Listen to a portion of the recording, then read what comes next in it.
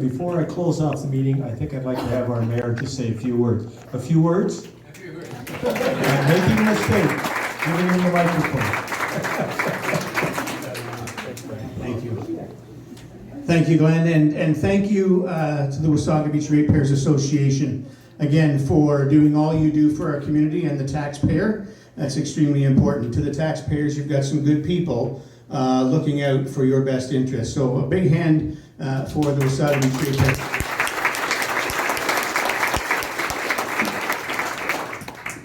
Now, you said a few words. So before I get started, I want to thank everybody. I want to thank everybody for all the great wishes and whatnot while I was a little ill. But I'm happy to tell you, I got up this morning, I ran my 25 feet to the kitchen, and I'm in great shape, and I am ready to go.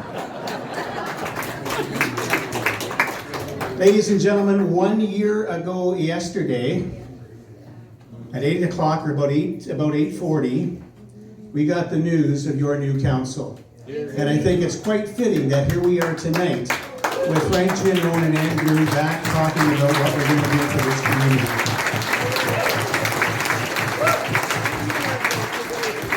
And Andrew, I think if you ever tell anyone any idea how old your mother is again, just please don't do that, Andrew. We need you. Ladies and gentlemen, I cannot tell you how thrilled I am, Rita, to be the mayor of this amazing community again, and how blessed I feel to have the council that you blessed me to have. They're all here tonight. They're all working hard. Their hearts and souls are in the absolute right place for you. We don't agree on everything, but what we do agree on is moving this community forward in a positive, affordable, and sustainable manner, and we are bound to do that through hell or high water. So to my council, thank you, and thank you to everyone here who elected them. We're not building 2,000 units. I just want to be very, very clear on that. The beachfront development is something that is obviously top of mind. It's always interesting to come out to these events and hear the questions, and I'm looking around at members of council just like me, and we're kind of just, give me the mic. I can assure you folks that this council and our staff, and I'll say that as soon as council was elected and the day after we took office, it was decided rather quickly, unanimously amongst council, that we needed to change the culture within Town Hall and the community with respect to our staff.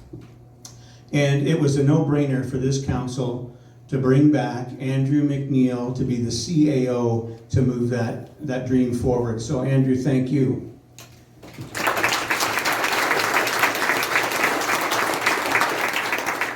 The other thing we did, of course, is we appointed an interim CAO in Mr. Jerry Marshall, who was our interim CAO in my last term. And Jerry is a fella who's he's getting up there. He's on the back nine, as Andrew likes to put it. But Jerry has more gas in the tank than almost anyone other than maybe Joe Belanger that I have ever met. The difference is Jerry's not a pain some places, and my good friend Joe can be. I get to get a dig in all the time, Joe. So Jerry Marshall, this council made a decision to appoint him to be deputy CAO. And tonight, ladies and gentlemen, and what you've seen in the last year and everything we've accomplished, that's a big part of that. What we knew was that the CAO's office is one person is not enough to do everything that we need to require. And I will tell you that Jerry and Andrew work together absolutely amazingly.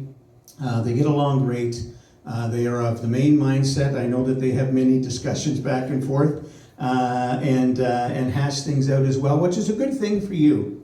And then we made a quick decision to reorganize the management team, and we moved 3 members of our team to a position of general manager, and they now have several departments under them, and that is Kevin Lalonde and Danny Rogers and Craig Williams. All 3 long-term employees or long-term employees in the municipal sector who really know their stuff. and they're doing a phenomenal job. But I want to say, everything that we're accomplishing, although I tend to often get thanked for it, it's not me, it's this council, it's a team, and it's every employee in this municipality. It's a culture of excellence that we're working on and we're changing. I hear great comments all the time, and I could not be more proud of our staff as well. So I think it's important to mention that and for you to know that. The car rally, I just want to touch quickly on that, why we did it. We did it to save your community, to keep you safe. And I know there are some people out there who say what we did was crazy, but I will stand here today and tell you that I would do the same thing again 1,000 times over.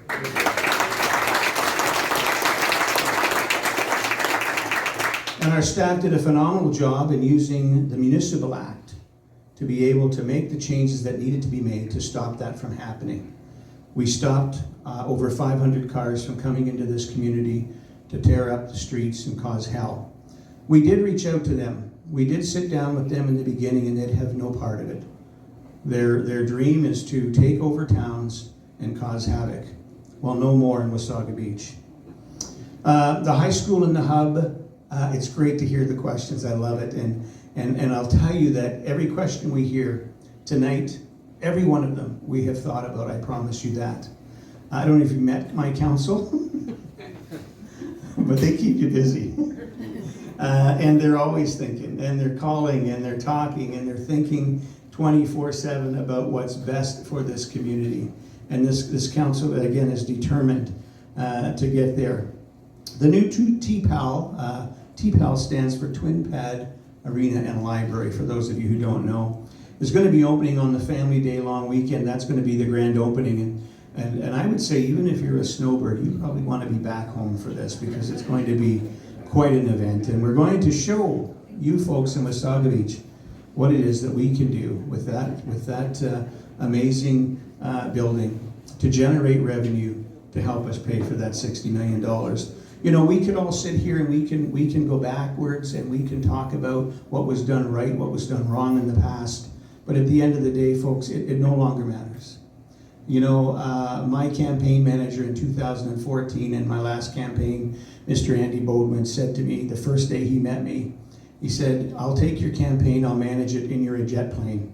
Never forget that. There's no rear view mirrors and there's no side mirrors. It's full speed ahead, and by the time anyone realizes what we're doing, it'll be too late." And he was right. So what I will tell you is this: your council is a jet plane. We're not looking back. Your leadership team and the rest of staff at Town Hall, they don't want to hear about the past either. They're done with it. Doesn't matter. We're going full speed ahead. We're going to get everything we can done. And I will say that if we could do this overnight, we'd do it. You've heard me say before, if Rome was built in a day, we'd hire their contractor. So, Frank, if Rome's contractor, I can tell you I could not be more pleased to be back working with Frank. I do wish that others had come back to the table, because I think that would have been a great marriage, and I know that Frank is willing to work with anybody. But you know, Frank and I go way back. According to Facebook, we're school buddies. And so is Andrew and I, and Joe Bickerstaff and I, and all these folks and I. And, I never met any of these people until I became mayor, but I'm blessed to have met them, because we've got wonderful people working here and wonderful people thinking about our community. I think it's important to publicly announce to Frank that I'm going to be a little pushier this time. You know, what we've got down there is the longest freshwater beach in the world, and what the hell do I know? But I will tell you this: I think people are going to be itching to buy condominiums and properties in Wasaga Beach, and the longest freshwater beach in the world. And I can tell you, I know a few people in this room tonight who have already asked me, when are they going to be for sale? Because we're moving out of our house and we're moving to the beachfront. So to Frank's point, I think a lot of folks here will be buying those, which is great. It's going to open homes for families, and families is what we need. It is our future for sure. The high school is going to be an absolute beautiful addition to this, no doubt. And moving forward, I just want you to know, I'll end with this: this council is focused. I promise you that. and we are all about being open and transparent. There's a reason why you won't see council at the next meeting, and that's because we want the people to come in and speak with our staff, speak with Frank, not worry about any influence from council. Staff can bring that information back to council. We want to hear the truth, whether we like it or not, the good, the bad, and the ugly, and we'll take that, we'll mold it all together, and we'll make this town together the best town it can possibly be. And I'll just say one last thing with respect to a question. You know, we had from 2014 to 18, and then an election happened, and we start over. We start over. That is entirely up to you whether we start over. To each and every one of you in this community, whether we start over. I'll leave that at that. Again, to my council, to our staff, to Frank, and to all of you, thank you so very much for coming out tonight, and thank you to this team for all you do. Have a good evening.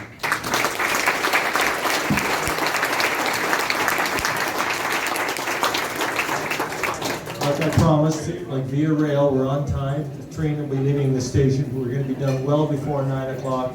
Thank you very much for your support and coming out. I think this is probably our biggest crowd we've had in a long time. So thank you.